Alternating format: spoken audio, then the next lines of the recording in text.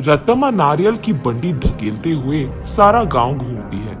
कोई भी उसके पास नारियल नहीं खरीद रहा। उस गांव के सारी गलियां ऐसे घूमती हैं कि उसके पैर भी थक गए। का बेटा, माँ भूख लग रहा है माँ, ऐसे पूछने पर उसे रोना आ जाता है और रतमा को पता नहीं चलता कि वो क्या करे। तब वो एक जगह उसकी बंडी रोककर एक नारियल काटकर, आज के लिए खाकर अपना पेट भर लो बेटा, कल अच्छा खाना खिलाऊंगी, ऐसे कहकर अपने बेटे को देखते हुए अपने जीवन को कोसती है। मगर वो दोष किसको मानेगी, रत्तमा को समझ में नहीं आता। एक समय में रत्तमा बाकी गांव वालों की तरह ही छोटे मोटे कूली का काम करती थी, लेकिन उसे लगता है कि उसे उसका मेहनत का फल नहीं मिल रहा। इसी दुख में वो दिन गुजारती थी। कुछ ही दिन पहले रत्तमा का पति पी पी कर मर गया। घर के सारे पैसे वो अपने दारू में लगा दिया और घर में एक फूटी कौड़ी भी नहीं है। इसीलिए रत्तमा को क्या करे ये पता नहीं चल रहा था और उसे इसी बात का डर था कि वो अपने बेटे को कैसे पढ़ाएगी। एक दिन वो अपने घर के बरामदे में बैठकर यही सोचती रहती है कि वो पैसे कैसे कमाएगी। तभी फैसला करती है कि वो एक छोटा सा व्यापार करेगी। इसी सोच में वो जब सर उठाकर ऊपर देखती है, उसके घर के ठीक सामने मौजूद एक नारियल का पेड़ उसे नजर आता है।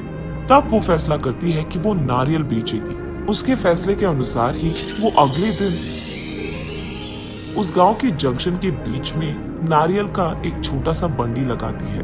लेकिन तब तक उसी जंक्शन पे दो और ऐसे व्यापारी थे जो नारियल बेच रहे थे।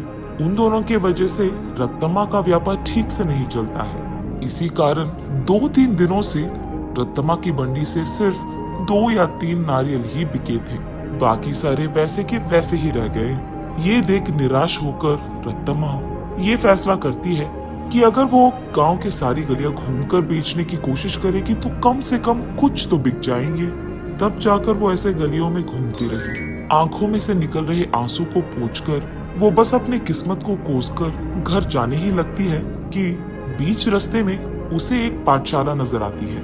उस पाठशाला के बच्चे वहां बेच रहे स्नैक्स को देख उस दुकान के चारों ओर घेर कर उनको खरीदने लगते हैं। ये देख रत्तमा का बेटा, माँ मुझे भी वो खाना है माँ, ऐसे वो भोला बच्चा पूछता है। ठीक तभी अचानक रत्तमा को एक अच्छी योजना सूझती है। तब वो उसके बेटे से ऐसे कहती है, हमारे पास उसको खरीदने के पैसे नहीं है बेटा, लेकिन घर जाते ही मैं तुम्हारे लिए एक बहुत अच्छी मिठाई बनाऊंगी, ठीक है?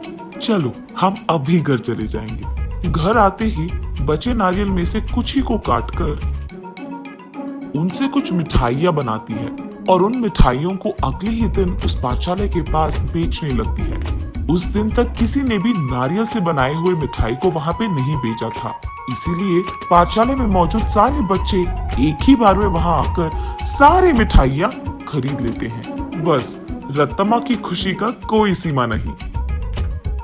घर जाते ही वो नारियलों से दूसरी तरह की मिठाई बनकर अगले ही दिन वहां आकर उसे बेचती है। पिछले दिन की तरह ही बच्चे वहां आकर सारी मिठाइयों को खरीद लेते हैं, लेकिन कुछ बच्चे ऐसे पूछते हैं, आंटी कल जैसे मिठाई नहीं है क्या? कल लेके आऊंगा बेटा। ये कहकर घर पहुंचते ही अगले दिन के लिए नारियल से ही 2-3 प्रकार की मिठाइयां बनाती है। तीसरे दिन भी सारी मिठाइयां बिक जाती है।